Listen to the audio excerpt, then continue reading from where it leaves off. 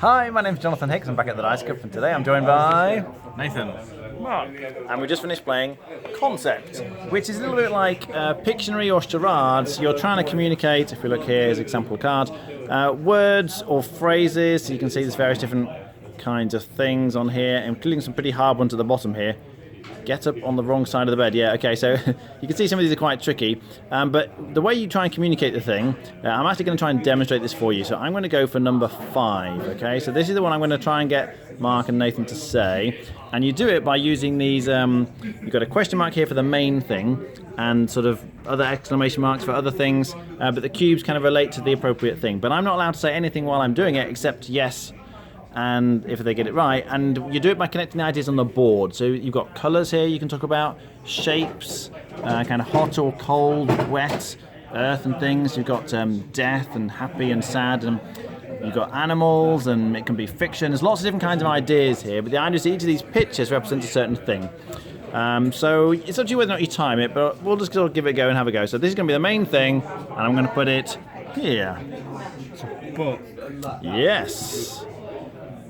The Bible. Go there. Fiction. Yes. And then I'm going to take more of these, and we'll put them there and there. Oh, you can see why I've done that, from can't Mars and Women from Venus. It's about a man and a woman.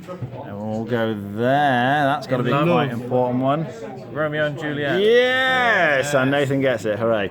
Now, we sort of attached a kind of point system to it. The rules are a bit vague on this, but we kind of say, because it's easy, medium and hard, that these are worth like 1, 2 and 3 points. So this would be worth 2 points. So we say that because these represent the points, because I was able to be guessed successfully, I would get 2 points, but the person who guessed, in this case Nathan, would also get 2 points. As I say, we normally time it like a couple of minutes, but essentially you're trying to use the various pictures to connect things. So obviously if you had a related concept, you could indicate in different ways. So you could maybe do, if it was an animal, let's imagine the thing you had was an animal, you could talk about what it eats maybe, you could put that there, and then now the red cubes represent to what it's eating. So it eats green food or whatever it is. It might be something that eats plants.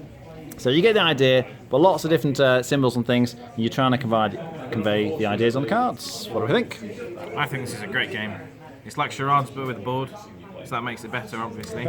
And everyone already knows how to play charades anyway, so it doesn't take a lot of explaining. It supports a lot of people at once, so everyone can join in. I think it's a fantastic game, and there's a massive stack of cards there. You've got loads of different options. Really good game. Really like it. Okay.